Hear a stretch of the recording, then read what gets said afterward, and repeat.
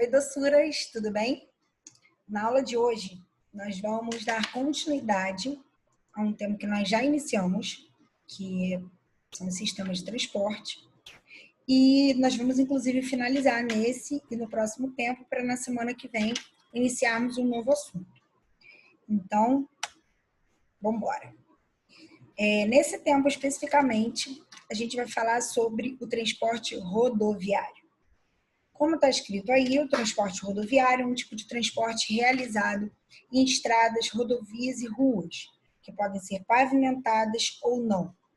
O transporte em questão movimenta mercadorias, matérias-primas, animais, pessoas e muitos outros. O transporte rodoviário ele é muito familiar a todos nós, né? A gente sabe que no Brasil, a partir da década de 50, a gente teve uma intensificação na implantação do transporte rodoviário e, consequentemente, o que a gente percebe é que aqui a maior parte dos deslocamentos, seja de pessoas, seja de mercadorias, é feito em automóveis, caminhões, etc, etc. Então, a gente vai discutir nessa aula um pouquinho das vantagens, das desvantagens e os motivos pelo qual o JK, que nós já falamos esse ano, certo? Quando tratamos de industrialização brasileira, decidiu, né, achou por bem investir nesse tipo de transporte. E muita gente fala como se o JK fosse um maluco, né? Por que esse cara investiu em rodoviarismo, Brasil gigantesco, faz o menor sentido. Então, gente, o JK não é louco, tá? Para o período, fazia muito sentido o rodoviarismo. Apesar de, obviamente, terem pontos negativos, mas vocês vão ver que ele não era um insano, tá? Então, vamos lá começar a falar sobre as vantagens. O que tem de positivo nesse transporte rodoviário? É um transporte flexível. Por quê? Porque o carro ele consegue chegar em qualquer lugar. É diferente de um transporte que precisa de um trilho. O trilho não se mexe, você tem um caminho fixo e aquele transporte que se desloca sobre o trilho, ele precisa necessariamente atender aquele percurso. O carro não. Ele pode mudar a direção do percurso com muita facilidade. Então, isso faz com que o automóvel ele consiga deslocar até um determinado ponto bem preciso do espaço, coisa que o transporte hidroviário, por exemplo, além do ferroviário, não consegue fazer. Um outro ponto interessante é que ele tem um baixo custo de implantação, que foi inclusive um dos motivos dele ter sido adotado aqui no Brasil durante o período do governo adotado não, ter sido intensificado aqui no Brasil durante o período do governo JK. O conforto, certo? Porque andar num automóvel é extremamente confortável, levando em consideração os veículos particulares, o conforto aumenta mais ainda. Se você pode, no seu carro, você vai ouvindo a sua música, na sua individualidade, e você pode botar quem você quiser, você não precisa dividir espaço com desconhecido, você vai na velocidade que você quiser. Os diversos tipos de automóveis, obviamente que isso vai implicar um custo, mas eles têm uma série de acessórios que promovem viagens cada vez mais luxuosas e confortáveis, tá? Tirando a questão estética. E aí a gente já pula para o tópico de baixo, que é a questão do status social, certo? O carro, ele promove um status social, ele, dentro de uma sociedade consumista capitalista, ele gera, ele promove, né, ajuda a gente a identificar a diferenciação das pessoas, a colocação dela dentro das classes sociais de acordo com o poder de compra. E carros caros, mais tecnologia, consequentemente, isso acaba implicando também em mais estados. Um outro ponto importante é a questão da agilidade e rapidez na entrega de mercadorias em curtos espaços a percorrer. Então, quando você tem um espaço curto, você entra no carro, você consegue levar a mercadoria até um ponto preciso, tá? Como eu acabei de falar, coisa que fica difícil de fazer com transporte sobre trilhos. As vendas que possibilitam a entrega na porta do comprador. Então, Você não precisa botar no correio, certo? Não precisa fazer a conexão com outro modal.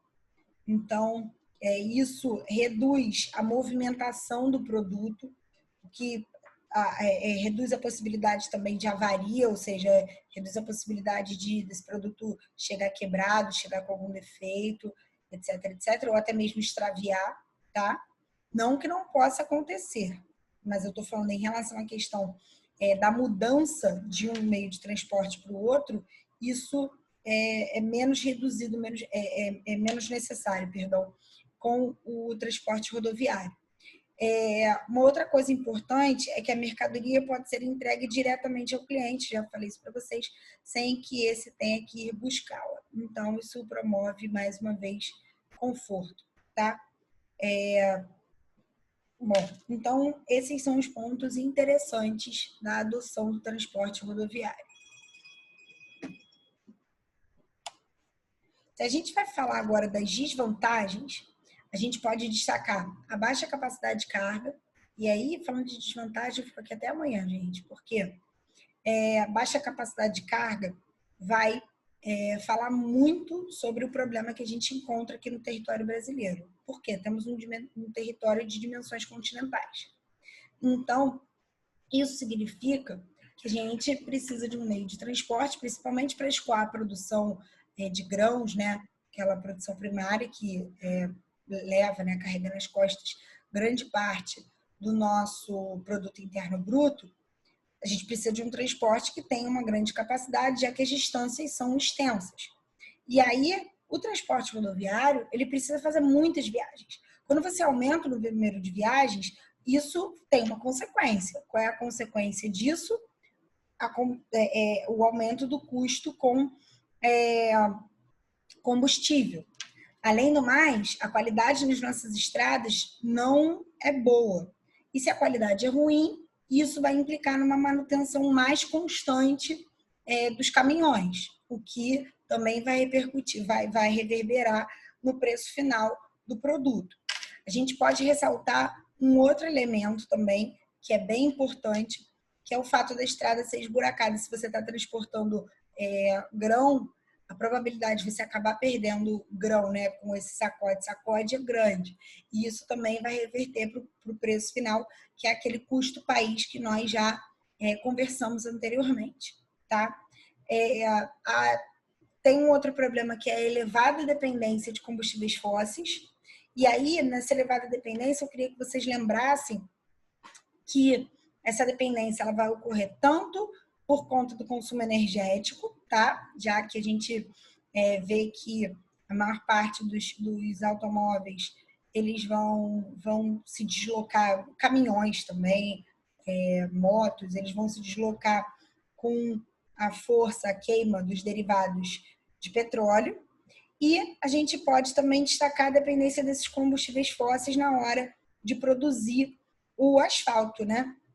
Então, isso é extremamente preocupante, tanto em relação à poluição ambiental, quanto em relação a esses combustíveis fósseis serem finitos e em algum momento eles acabarem, e aí como é que fica, né? Bom, no Brasil, a gente ainda vive uma questão importante, séria, que é o roubo de cargas, que é extremamente comum. Então, até para fazer seguro de caminhão aqui é complicado. Esse roubo de cargas, que é mais fácil de acontecer, por exemplo, no transporte rodoviário do que no ferroviário, acaba gerando prejuízos também bastante consideráveis. Tirando os congestionamentos que a gente vê nos grandes centros urbanos, porque todo mundo quer andar de carro. A gente vê que esses grandes centros, eles nem têm mais hora do rush. Rio de Janeiro é a hora do rush o dia inteiro. Isso tem a ver, obviamente, com o excesso de automóveis particulares e também, talvez, se a gente adotasse um uso mais intensivo de transporte de massa, a situação não fosse tão periclitante, tão ruim assim. Mas, de fato, não é o que acontece. E aí a gente vê que isso acaba sendo um dos pontos que intensifica aquela macrocefalia urbana que nós já conversamos anteriormente. Por fim, a gente pode falar do alto risco de acidentes fatais. Por quê, Mirelle? Porque, gente, só vocês pararem para pensar, que o custo do frete ele é baixo. Então, isso é bom por um lado, mas é ruim pelo outro, é ruim para o cara que está fazendo frete. E aí, quanto mais rápido ele termina um frete, mais rápido ele começa a pegar outro. Consequentemente, ele dorme pouco e, para se manter acordado, a gente identifica que acontece um uso abusivo de substâncias que vão manter esses caminhoneiros acordados, como, por exemplo, o Rebite, que é um remédio para emagrecer, que ele, funciona como se fosse um Red Bull, e cocaína também. É uma droga ilícita bastante utilizada pelos caminhoneiros.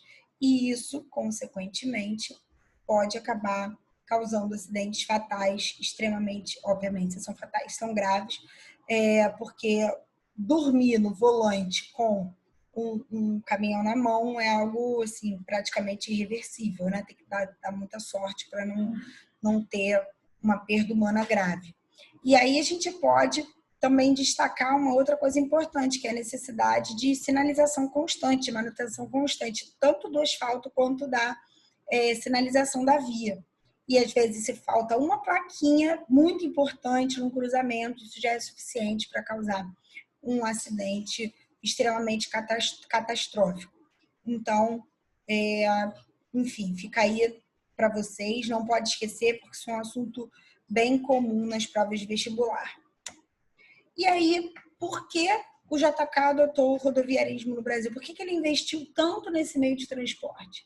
Já que nós somos um país com uma dimensão continental, que faria muito mais sentido continuar investido, por exemplo, no ferroviarismo. Porque, gente, primeiro, o JK ele queria atrair a indústria estrangeira. E uma delas era automobilística. Como você atrai automobilísticas sem estradas? Não faz sentido, né? Então, uma forma de desenvolver aquela indústria de bens de consumo duráveis era desenvolvendo, investindo nesse rodoviarismo, rasgando o país em rodovias. Segundo ponto importante é que o preço do barril do petróleo estava bem barato e a Petrobras era um bebê que precisava de investimento. Então, esse é um outro motivo bem interessante. A gente pode destacar também a questão da construção de Brasília e da necessidade de criar uma ligação entre a região centro-oeste e o litoral, principalmente a região sudeste. Só que o custo com Brasília foi muito alto. E aí, qual a consequência disso? O desespero para implantar um sistema de transporte de forma rápida, certo? Que no caso foram as radiais, e ao mesmo tempo que não fosse tão custoso já que o Brasil já estava endividado por conta da construção de Brasília, tá? Então, isso além do mais, vocês sabem que o JK, ele foi o presidente Bossa Nova, anos dourados, então tinha toda uma questão de modernização, de modernidade que o automóvel trazia e que foi, assim, uma das intenções do governo dele, tá?